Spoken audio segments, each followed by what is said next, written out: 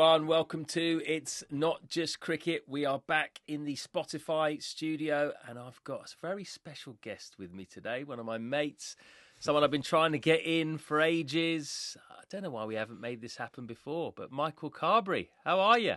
How are you, my friend? It's been a long time. It has, mate. A long time. It has. Probably last time we saw each other was commentating on the radio during an IPL or something like that. Yeah. It's been a hot minute, I have to say. But yeah, good to see you, man. Yeah. What have you been up to? Oh, life is always hectic, mate. When you're not playing anymore, you got to spin a few plates. So just coaching a lot. In amongst doing some media stuff. So yeah, life is quite busy, quite hectic. Still doing the art? That's my resolution to get back to it this year. I haven't picked up the pencil in years, which is a bit sad, really, because it was making some good traction just before the pandemic, and obviously attention had to turn to sort of coaching and forming a new career. So but that's the kind of aim this year, to pick up the pencil, start drawing again. Yeah, see, I didn't even know you did it until I checked out your Instagram a couple of years ago, and you suddenly start producing all these really good pieces, mate. Really good. Is it pencil? Is that what you always do? Yeah, predominantly it's pencil and charcoal that I use. That's the sort of media I use. But I've also had a go at some biro as well. So biro. Yeah, I still haven't finished it because it's one of those things where a pencil you can rub out, but when you get it wrong with ink, there's no turning back. Yeah. I've been on at this portrait for about 3 years. Wow, 3 years. Yeah. It's taken a while. That is dedication, isn't it? Did you used to do it when you were playing? Was it like a sort of form of relaxation when you were playing cricket? Not really, no. It was one of those things you do at school. I was always very arty as a kid, loved drawing. I mean, it was the only thing around the house really. Didn't have much toys, but pen and pencil was always paper and pencil was always around. Did it at school up to A level, then dropped out because a thing called England Under-19s came in. So I was off on tour, so I had to kind of cut down my A levels to 2. So I didn't really do anything arty. I dabbled with other things, I was a nightclub DJ. So music was my yeah. It was like what were you playing? R&B, garage, stuff from sort of late 90s, noughties. Our generation, mate. Yeah, man, the good old days, as they say. It worked as a nightclub DJ through my sort of start of my career playing cricket. So I was trying to sort of balance doing that and make a little bit of money on the side. So that was quite fun. So I dabbled with, I suppose, the different arts, but then I suppose once I got sadly ill in 2016, you got a lot of time in your hands when you're sort of recovering from big surgery. So just started sketching just to kill some hours really, and just found this movement called hyperrealism, where you can make the drawing look like photographic, basically just by layering how you layer the pencil or the charcoal onto the paper, and you can make. If I was drawing you, it can make you look like you and really pop off the page and make you look very 3D. So I sort of found a couple of tutorials on YouTube, and I was just amazed by, the things people create, even down to skin pores and scars and creases and all these things to make person look very realistic. So just basically had a go. And then you sort of just start from a box of pencils. Suddenly now you've got pencils, black pencils to kind of get that kind of matte effect, and you buy the charcoal powder and makeup brushes to put it all on, and it's all in the blending and different rubbers and so painstaking, isn't it? You've got a real dedication to your craft. Yeah. It can. Yeah, I mean, the first one I did, I think it was a Bob Marley one that's on Instagram. That took me up to nearly 2 weeks to do, from start to finish. So it's but in a good way, it was good because it takes up a lot of time. It doesn't. You're not sitting there kind of wallowing in self pity, if you so to speak. But just went from there really, and then met some people at a dinner party through Phil Simmons, a good friend of mine, who owned a gallery, and actually ended up doing an exhibit out of nowhere, fresh out of retirement. So that was around 2019, so just around the World Cup where England won. And had some good traction. A lot of people came, had a look at the work. Were buying it through my website and things like that. So yeah, it was building good steam. Unfortunately, the pandemic hit, and naturally, everyone's not thinking about art. We were, in a much different headspace at that time. So yeah, it took a little bit of a backseat, sadly. But still got the passion to do it. It's just, as I say, in a busy schedule, it's not always.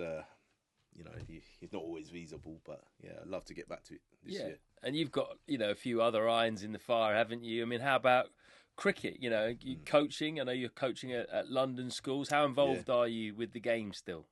Yeah, I was very involved now. I've been head coach there now. We're going into year 4, so exciting.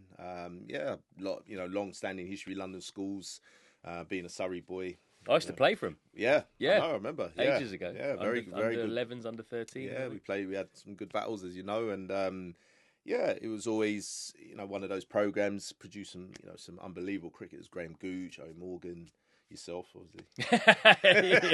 Yeah. Definitely on that list. Yeah. But for people who don't know, I mean, when I was playing in London schools, it was almost like, I remember I didn't get into Middlesex Colts under 11s, which I was devastated about. Yeah. And then I found out there's this other route, there's London schools, and it was a lot of kids who kind of slipped through the net, who didn't get into county age groups, and then kind of all came together. And you play against the counties, under 11s, under 13s, whatever. And then a few of us went into the county system too, but we still play for London schools. That's right. Is that still what it is? Yeah, we tried to keep the same ethos again. But when I met the owner, a fellow called Peter Yates, who he sort of really the catalyst to bring it back to life. So I was only doing some ad hoc work with the batsmen at the time.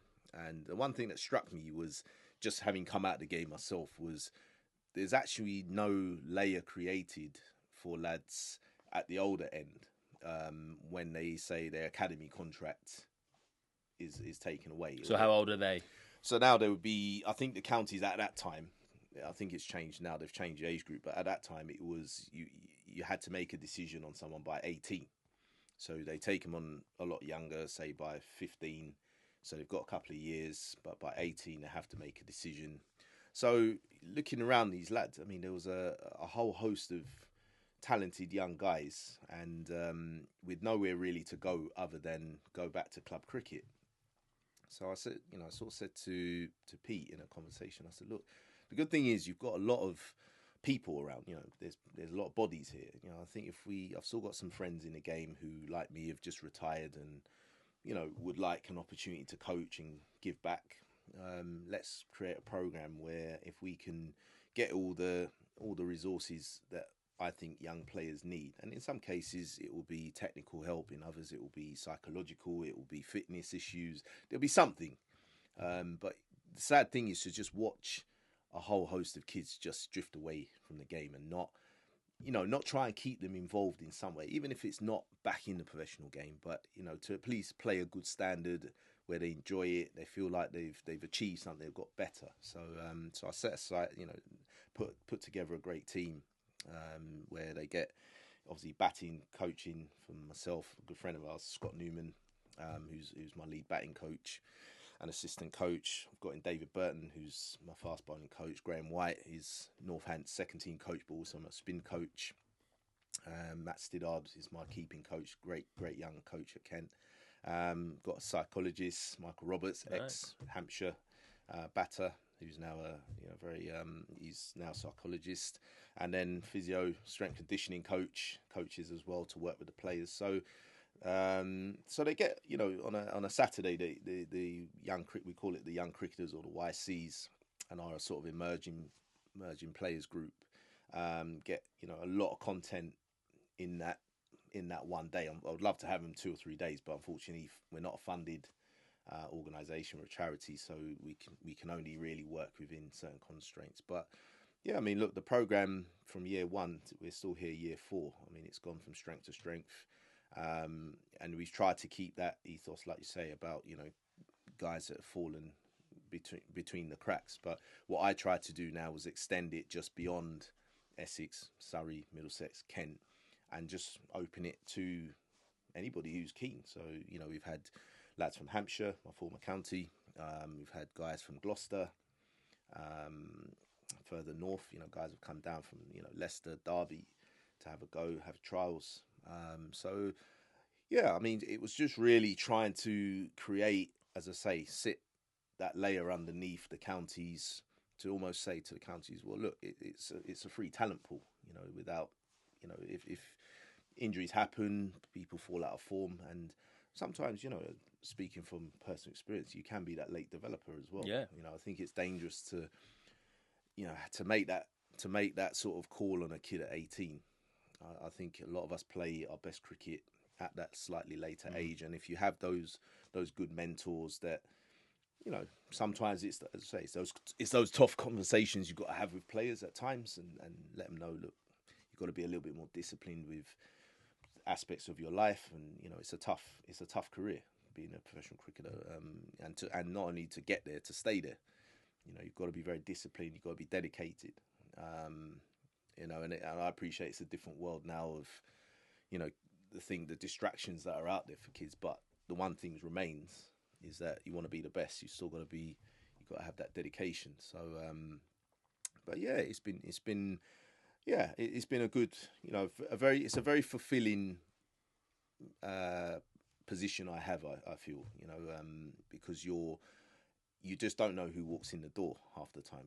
It's you just got this raw lump of talent. Some guys have never had a go. They've literally come from club cricket, so they've never been part of an elite environment. They don't know what to expect, and it's a wonderful story when that particular guy goes on and gets a shot at academy level, or even gets to play some county second 11 games, which we've had. Counties have been great with us in terms of getting fixtures. We're still trying to push for more. I'd like, ideally, a whole summer full of county fixtures where these guys, is getting the exposure, I think, so they can see the levels they need to be at constantly week to week. They've got something to strive for, aim for. That's sort of the long-term goal. But I think with what we've got to work with, I think, it's been a great programme. Well, we're going to get you back in and talk to you more about your career and all of that at another episode. But today, I think we should address some of the issues that are going on around the world in terms of cricket. We'll get on to the T20 World Cup and how we think that's going to go. Look at England's chances, started really well against Sri Lanka. But the big story really in the last couple of days has been Pakistan refusing to play India at the T20 World Cup. So this is a government directive. They've basically told the PCB, you can go there, you can play in the World Cup. They won't play in India. They're going to play in Sri Lanka anyway. Yeah. But they would have had to play India in the group stage in India. And, I presume that might have happened in Sri Lanka. But either way, they've decided not to play in that game. And this is a result of the Bangladesh situation, where Bangladesh effectively were not allowed into the T20 World Cup because they refused to play India in India. It's a big, big mess. A lot of political interference. I mean, this is all politics, really. And I don't want to get too deeply into it, but essentially the Bangladesh-India situation is a political situation that's bled into cricket. Yeah. The Pakistan-India situation, we know that's been there for years. It's a political situation. And this has now become really messy because the ICC are facing a situation where the one big game, the one big money maker might not happen.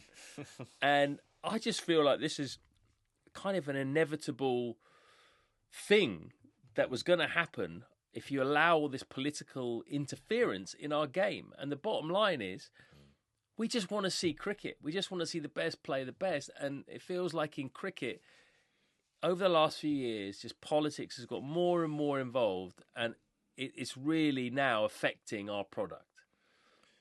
Yeah, I think it was all, like you say, it's that word inevitable.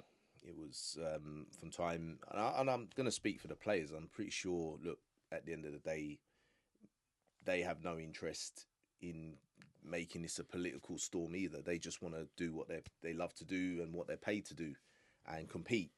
And it's just a real shame, I think, for everybody that this situation that's unfolded is going to result in.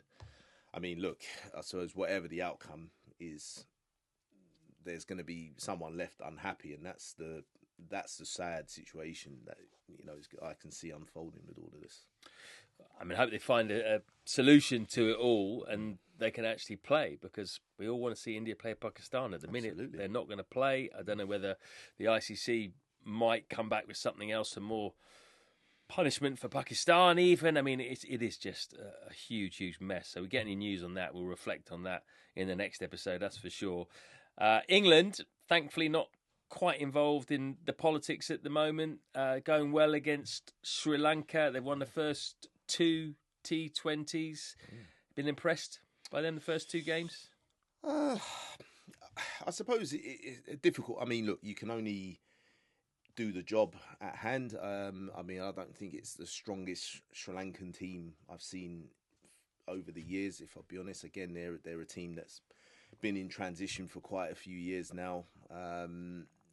But look, England, I think it was important they turned this winter around after what's happened in Australia. And I think that's all they can do to kind of win back the public's affections and trust. That seems to be the big thing that's come out. But yeah, there's been some good performances. I think the captain, I think it was really important for him to, in an important series, because I think obviously, I think the knives are out for his job. And I think he had quite a lot to prove. He played, wonderfully in the ODI with that amazing century, and he's carried that form into the ODI, into the T20s as well. Sorry. So, yeah, I mean, look, I don't think it's I don't think we go into this tournament different to maybe years gone by where we seem to be the nailed-on favourites. I think. Do you think it's a much weaker squad that we go into a T20 World Cup with than we have done before? I think so, personally. I still think there's names in there that I think should have been overlooked, but I think, for one, Joe Root, for me, I would still... Really? You'd have Root in there? Yeah, absolutely. And the reason for that is, let's say, I mean, looking at England's group, I mean, they've got, played a blinder, haven't they? But as this tournament wears on, and we know, Sri Lanka, the conditions in Sri Lanka and India are going to, these pitches are going to get more tired, slower, turn more. For me, Joe Root is a class above. When it comes to, these scores are going to come down, remember. So you need someone to, I use the word glue, but I just think someone who can bat the situation. He can play. He's got those other gears. He can see the situation and go, look, hey guys, we don't need to go at 180 here. It might be a 145. Stay in the game, keep skin in the game. He's just got that acumen to know what is a good score. And I feel if someone like him is in that middle order, I feel it just creates a good calm for everybody else. It allows Brooke, Jacks, those kind of players feel salt. They can go hard knowing that, we've got that almost, say, security blanket in the middle there. Maybe would he hold you back, though, if it's a really flat deck and you need to get a big score? You see, I think this is the persona that's thrown around, that, Joe Root doesn't score quick enough. But as I said, in context to the tournament, I think as the tournament wears on, I think the scores are going to come down anyway. So for me, I mean, you still look at Joe Root's record, T20 record, it's still right up there. The guy can bat. And especially in these conditions, I feel the problem is, and I've seen this with the last T20 World Cup, is where we went out, again, with this gung-ho approach. And we had no one really to just sort of tick the scoreboard over, and we found ourselves, way short in games. And I think he's a name certainly I would have had in. I know it'd be tough on someone like Tom Banton, who played very, very well, but I think Tom Banton will have his time in the future. But I think for this particular tournament, especially in the form Joe Root is in at the moment, I certainly would have had him done. What should the expectations be for England? I mean, we say that it's not a particularly strong squad comparatively to what we've seen before. And, of course, they've won this tournament before, right? Yeah. But if you look at the group, we mentioned it there, Bangladesh not being in it means that it's a very, very on paper, easy group. West Indies, the one big team they've got. Scotland have come in, Nepal, Italy. That is not a tough group. If they go through, this is the thing, right? If they go through to the Super 8s, which I'm sure they will with that group, because of the draw, they avoid probably the three best sides out there, India, South Africa and Australia. So that it'll be New Zealand, Pakistan and Sri Lanka in the Super 8s. If you look at that, surely England have got to say, look, this is a great opportunity. We've got to get to the semi-finals minimum. At the very least, I would say. And it comes back to my argument again. You know, you look at that team now with Root and Butler in that, you know, that experience, again, that nous. For me, that's where I think we've possibly missed a trick there. In terms of when it starts to get to that squeaky bum time in a tournament, I think you need your big players, you know, guys that can absorb that pressure. They just know the when, and that's why I feel that as a minimum, semi-finals for me. If England don't make that, I think that's a real gut punch. Yeah, and what do you think that would mean for the future of Brendan McCullum as well? I mean, what did you make of all of that? Obviously, there was a lot of heat on him, a lot of pressure on him at the end of the Ashes. You know, he's going to go through and be in charge of this T20 World Cup. Look, they could win it, right? And then all of a sudden that changes the narrative around him. But you know, how do you think that was handled? What do you think should happen in the future with the England head coach? I mean, it's an interesting one because I think the last time I was sort of commentating, Brendan McCullum was a guest on the show, and I had to give up my headset. But I sort of listened in on his interview in terms of the preparations going forward towards the Ashes. And I've got to be honest, Floydie, I mean, I was one of those ones. I've never been really a fan of BazBall anyway. I'm all for positive cricket. I'm all for positive cricket and you know, yeah, if there's opportunities to get on the front foot, absolutely. But as we both know, I mean, there's no sport out there where it's all out offensive play and no thought of defense and keeping skin in the game when you can't win. You know, that's also what makes you a top side, is that if you can't win the game, then you'd be very hard to beat. And the issue I had with BazBall was, you know, the amount of test matches thrown away through just, I don't even know the word to use, naive, wet behind the ears, you know, just dumb cricket, ill-disciplined cricket, you know, batters going in, no care of the field settings. I mean, I think there was a test match in India where everybody bar one got caught in front of the bat on the fence. And you think, from a position of strength, you know, I think Duckett played really, really well, got a big 100, and we were cruising. Lord's Ashes test Lord's match, Ashes, kept the hooking, bouncer getting out. yeah. Line had gone off injured. Absolutely. And we just gave him a load of wickets, caught on a boundary. Yeah. So there were for me, there were cracks appearing that I thought, look, I don't mind, you know, different to the era I played in where, you know, it was very much play our way or the highway. I like what Stokes and McCullum have created in terms of when you come in the England dressing room, I don't have to now start batting right-handed. You know, I'm there because I'm good enough and I've been identified, whether you agree with the selection or not. But and I like that fact that they've backed people to go out and play and not worry, you know, constantly looking over your shoulder. But I think you also have to be very careful that that doesn't turn into a kind of weak mentality or it becomes a crutch for when you lose. You know, if you get cricket, any sport is still about strategy, right? So,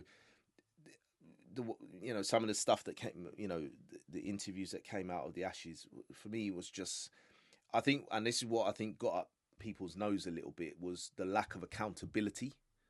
You know, they were still going, yeah, but we've committed to this way we're going to play and we've got to push these boundaries and that. But no, a good side recognises that this isn't working and we have to change something, right? We have to make that change. We can't just stick our foot down the track and have a swish at balls on the up and things like this. You know, a bowling attack, you know, wickets that just required patience, top of off, we've not looked at the selections. We've just made this broad assumption that 130 Ks an hour doesn't work in Test cricket. It's not quick enough. So we've just picked the fastest guys we could find with no strategy. Again, no thought of hitting the stumps or trying to hit the outside edge. It's all, 10 overs in, we're going to bumper ploys. And we're not smart enough to realise that Travis Head is just licking his lips, backing away, trying to bang us over point and bang us over mid-wicket. And you're thinking, lads, the game's getting away from us here. Like, there's got to be someone in that team. Be it, Joe Root. I know he's close with Ben Stokes. So look, hey, I don't think this is the smartest idea here. The game is running away from us. You look at all those things. That's the disappointment. It was just the lack of accountability. Now, there is argument to support it, for me anyway. Are the players capable of changing? Because that's my other argument. Is it's all good me shouting from the houses going, well, they've got to learn a forward defence, they've got to learn to leave the ball. But are some of these players, Root, obviously we know, Stokes, we know. I'm aiming at the Harry Brooks and Ben Duckett's and Zach Crawley's, Ollie Pope to some degree. Are these players actually capable of building an innings? Is it stuff that's even coached nowadays? Questionable. I think Brendan McCullum, I think it can start with this tournament, but the worry is if he wins this tournament, the nature of life all's forgotten and all's rosy again. But is it putting a plaster over a sore a little bit? For me, the problem's still deep rooted. Is that are these players capable of adapting? Because that's the nature of sport. You've got to be, Does that all come from the coach though, or does that not come from the players? Surely they've just got to figure out themselves. Just be smart. I think it's a bit of both. I think the players, yes, you should be. You want to be the best. If you want to be the best players in the world, well, across my time, and I'm sure the time before me, what did the best players in the world have to do? Adapt. Why is Joe? You've got arguably the best batter in the world at the moment in your current team. Look at what he does. He can play a variety of innings across all formats. Why? Because he bats. Now, the problem, what I'm saying is, can you teach Zach Crawley at 28, 29 years old, however old he is, to bat at this stage? Have they come through that system now where once upon a time you were taught, right, come on, get through that first hour, it'll get easier. Sure, still play your shots if it's there, but being smart, are those messages coming through at the lower levels? Because from what I understand, there were certain, mandates that were sent around the county circuit of what Stokes and McCullum were looking for in terms of the kind of batters they wanted. If your strike rate was under 70 or something like that, something ridiculous like that.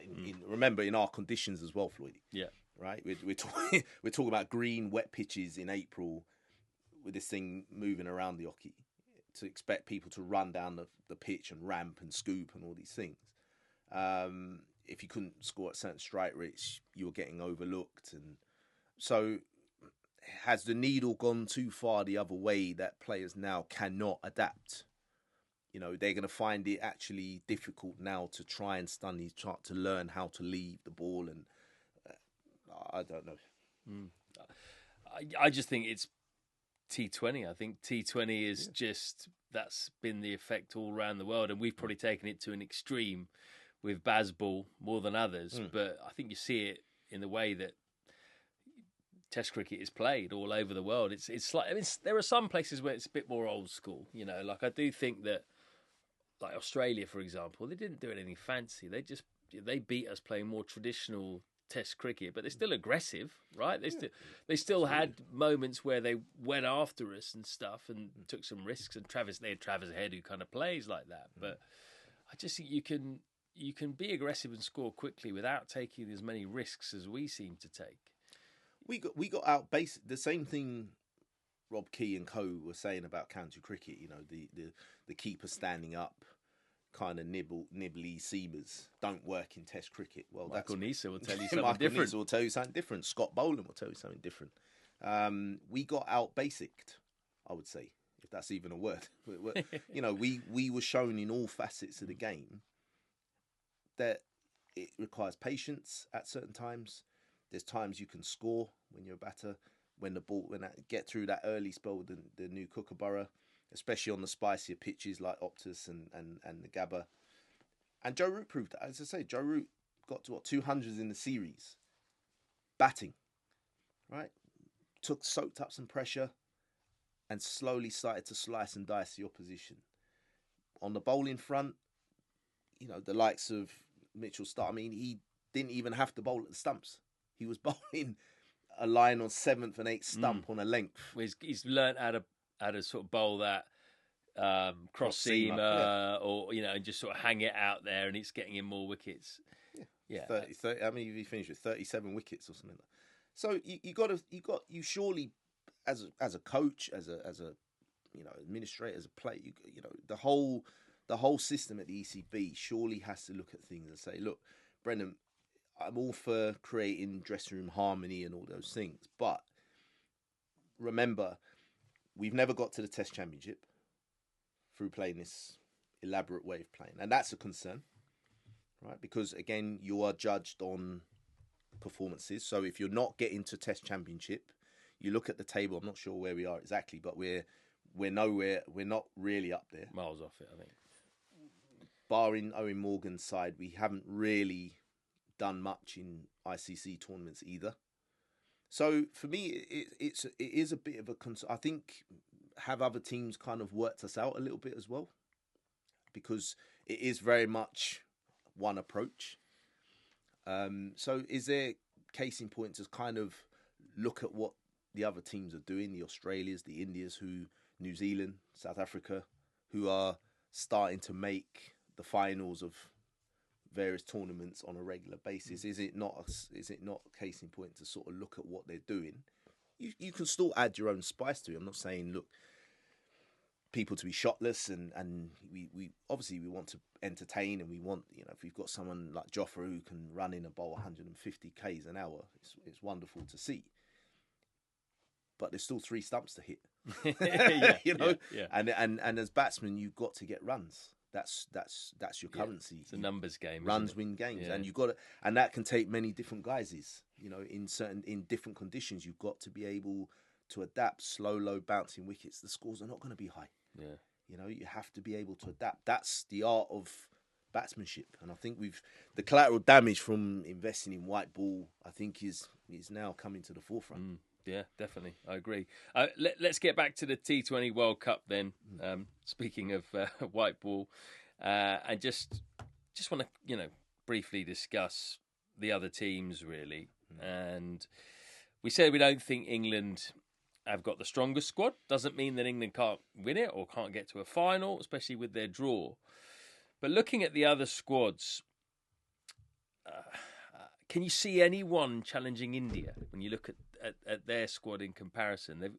They've just got all bases covered, haven't they? And we know how strong their batting is. It's a ridiculous backline. They left Shubman Gill out the squad, right? Shubman Gill not even in the squad. And no one's really that bothered about it, because they're like, well, we've got loads of other options anyway. Ishan Kishan comes in, for example, and he's playing really well again. He's not in the 11 really, but he probably will be now. You got Bumrah, you got Arshdeep, very good T20 bowler. Spin is always very, very strong, isn't it? You've got Chakravarti, who's tearing up trees at the moment. Akshar Patel, very, very solid. They've got plenty of options. Kuldeep's in their squad, I think, isn't he? Yeah. Yeah, he is in the squad. So, loads of options. Can anyone challenge him? I think they can, yeah. I mean, it's been proven before. I mean, the 3 that I've listed down is one of the teams I always pick, New Zealand. I think New Zealand always punch above their weight. They quietly go about their work for me. Again, just a good workman-like team with enough flair to upset a few people, but just a solid group, and that's even with some injuries and people missing, and, you know, potentially opting out through the tournament. For so various... Milne is out of the tournament. There's some doubt over Lockie Ferguson and Matt Henry, who both could be on paternity leave, and I think Ferguson's got an injury doubt as well. But if those two are fit, that makes a difference, doesn't it? They've got O'Rourke, who's come in and done well, Duffy. They've got spin options, haven't they? Santner and Sodi and the part-timers, Phillips, Bracewell. Their batting looks really strong to me. Finn Allen has gone up a gear, hasn't he? Out of the Big Bash. So if he's firing... And then you've got the likes of Ravindra, who can be the glue, and then the power in the middle. Yeah. I'm a big fan of Daryl Mitchell. I think he's a very good player. Yeah, you see, Daryl Mitchell is kind of their Joe Root, if you like. You know, he floats between the various formats with more power. Yeah, with a bit more power and probably a bit more scoring options. And he offers you again some tidy medium pace, keeper up. Again, dibbly dobblers that don't work.